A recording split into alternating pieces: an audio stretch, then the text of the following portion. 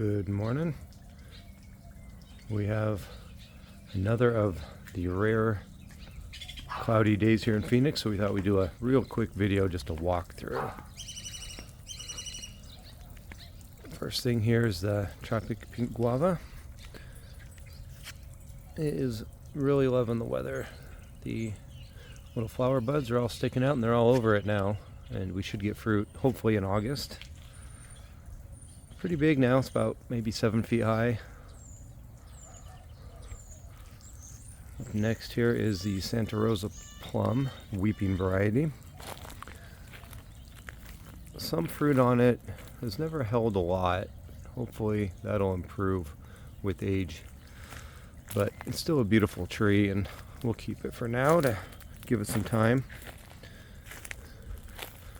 The Campbell White Sapote, which is grafted and came out of Florida and has really taken off this spring. The whole top from about there on, and it's getting close to 5 feet, is all spring growth. Tangelo tree, Mineola, not an impressive tree. Has only given us fruit one time in 3 or 4 years, which was last year, and this year had a lot of flowers and they all fell off, so lack of pollination or something. Tropic sweet apple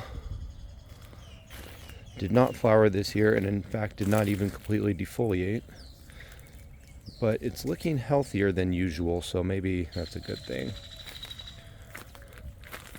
The Thompson Concord hybrid grapes are going on their second summer and have quite a few bunches, and they are by far the largest grapes that I have now as far as the development of the fruit in early May, and I'm definitely excited about those.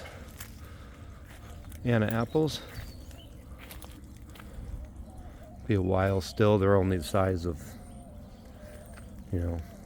maybe a golf ball or two, but there's a lot on here, and we actually took a lot off to thin it out already, because as you can see, some of the branches, they really weep down with the fruit on them. We did graft a couple branches from the Tropic Sweet onto this one just in case we decide to get rid of that tree due to lack of production.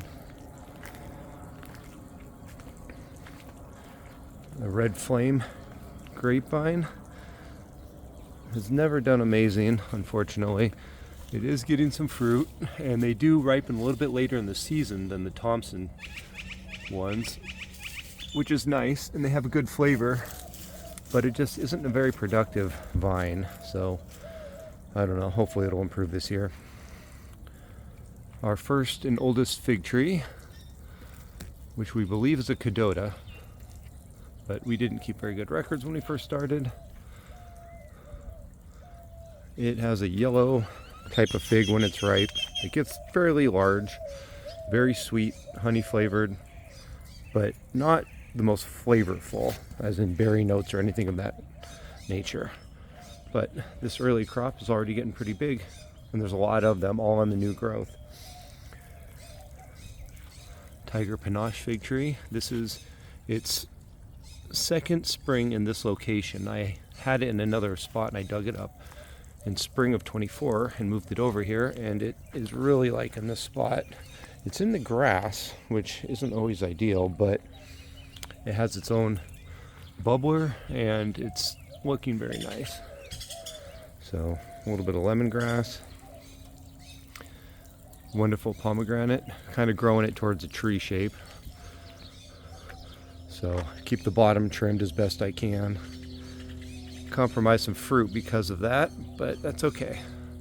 Let it grow up a bit more and then hopefully turn it into a nice canopy. This is the one that's supposed to be a Thompson seedless, but it does end up changing colors a little bit. I have said the same thing in a previous video, but it is the oldest one. Actually, it's the same age as the Red Flame, but it's always been in this spot, whereas the Red Flame got transplanted about 4 years ago because it did not like its first spot at all. Some of the fruit's getting pretty big. I have been thinning some of it, but there's more that needs to be done, I think, if I want to get any size to the fruit. So Australian bottle tree, I like how it looks, but it does not love our summers. Every year it gets a lot of brown and some dieback, and we may end up getting rid of it at some point. We have some purple orchid trees here, sprouts, and if these take off, then they may be the replacement. Dwarf Namwa banana tree given to me maybe a year and a half ago by a nice man we met online. No fruit or anything yet. Kind of slow growing, but looks really nice, and hopefully we'll start getting some pups we can transplant elsewhere. This big guy here was a graft from a purple Pakistan mulberry in the front yard, and it has really taken off. So we're letting it get kind of bushy here in the summer for shade. Underneath it are Primark Freedom blackberries.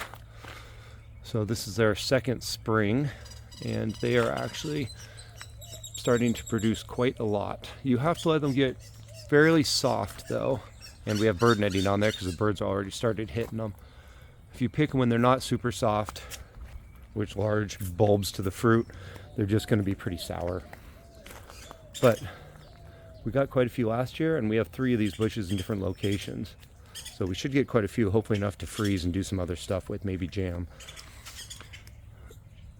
This is an early girl tomato plant, and it is starting to produce a fair amount. Let me see. Oops. There we go. And then next to it is a beefsteak, I believe, which is also getting quite a bit of fruit on it. One in the bottom is actually turning pink already, orange, red, but it's very small, so it probably won't be a great one. Coconut cream mango. This one has always had a very strange growth pattern. I just took out the central leader this spring because it just wasn't doing anything, and since then it's starting to push off some new growth, so I think it's just going to be a goofy looking mango if it makes it. So we'll see. We'll give it a little while still.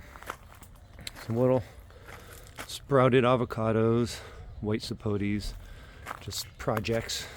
A Taufel mango, just starting to get a little bit of growth here. It's very shaded by this large Eureka Lemon tree, so that'll be okay in the summer, but it's not a lot of shade right now. A couple of avocados in pots that we're giving an experimental try to this year.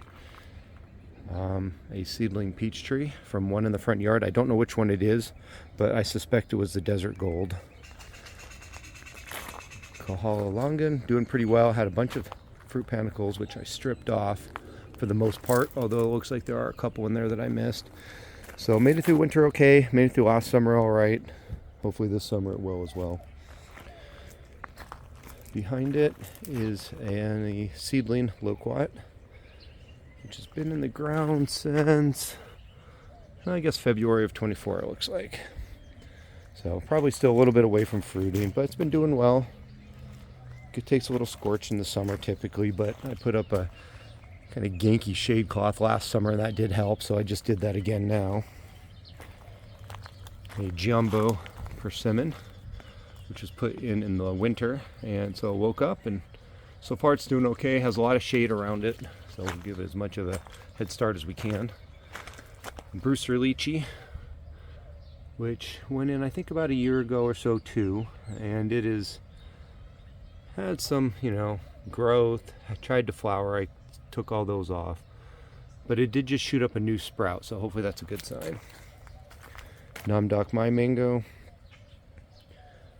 Put some grafts on there from the coconut cream, and also a southern blush mango, and that's a strawberry papaya. It's been in the ground for a few years now. Has produced fruit, but it had a bad spider mite infestation that we got under control now, and it is producing a lot of fruit, so hopefully good things in the future. Blue Java bananas. A Yehuda loquat that was bought as a grafted variety. There are bananas on there that went through winter. a lot of the leaves on the stalk have died, so hopefully the bananas will continue to grow even if they don't have that input from the leaf for energy. That's the southern blush mango. This is actually about a 5-year-old mango, but it got transplanted in spring of 24. Where it was, it would just get hit by frost and the summer sun. Every year it would die back. It does have some mangoes on it, so we're going to let them go and see what happens. It self-bends pretty well. So, large Barbados cherry. Had a whole bunch of fruit on it up till about a week ago. Then the little birdies found it, and they've taken care of that pretty quick. Some bell peppers, more Hong Kong orchids, white sapote seedlings, just kind of for fun. And then this is the second blackberry bush. This one we cut all the way down to the ground this winter just as an experiment because it's a primocane. And definitely more productive if you just leave some of the tall stalks and let them fruit. So volunteer tomato, we've had some of these coming up in our ground for years from an original one years ago. So typically a little oblong red one that tastes fairly good. This is another heirloom tomato. I think it has a name something like Black Crim. First time growing it, and it's doing well. It has a lot of fruit and they're looking fairly healthy. A misty blueberry in a pot. So this is the first spring having it. Definitely an experimental thing. We're keeping it in the pot so we can control the acidity. And then a boysenberry bush. Same thing, just got it, but it's, sending off a few flowers. Don't really expect much for them this year, but probably get a few. Seedling Kent mango. This is, 3 years old maybe now. Let's see if I can find my sticker. Oh, wow, I don't see the little tag on it. Oh, yeah, there it is. 22. So it was planted in 22. And it's been doing really well. Doesn't really need summer or winter protection, but it gets a lot of shade from this Arizona ash tree in the summer, so it does great. Confederate rosebush. Flowers every late summer into fall. Beautiful flowers. And then it kind of dies back, but I left the main stalk and it grew back right from that. So peanut butter fruit. It had a longer leader initially, but it just wasn't doing well, so I cut that off, and then it's been doing much better ever since that. And that seems to be the case for a number of these trees. They'll come with a floppy central leader. You get rid of it, and then they focus their energy elsewhere, and they do really well. So I'm going to keep trying that. This is another Kent seedling mango, but I put grafts of southern blush and coconut cream on them. We'll see if they take. Hidden down there in the very back is just a little cherimoya seedling. So just something for fun. And I think the last thing pretty much over here is Fuerte avocado, which is now getting up to probably close to 9 feet tall. That shade cloth I put up yesterday got blown out of place, unfortunately, yesterday in the wind, so I need to fix that. It did fruit this year for the first time, but it didn't hold any. And right now it is putting out a lot of growth. It's really loving this weather. If only it could stay for longer. But it's doing well. A little bit of shade seems to help it. Another large lemongrass bush. We don't use it very much, but I like it for shading. It's, good occasionally to throw in some hot water, make tea. Waddell giant pear, which grows like crazy. I did cut this back a bunch last fall, and it's put on several feet of growth already. Well, maybe 2.5 feet of growth this spring.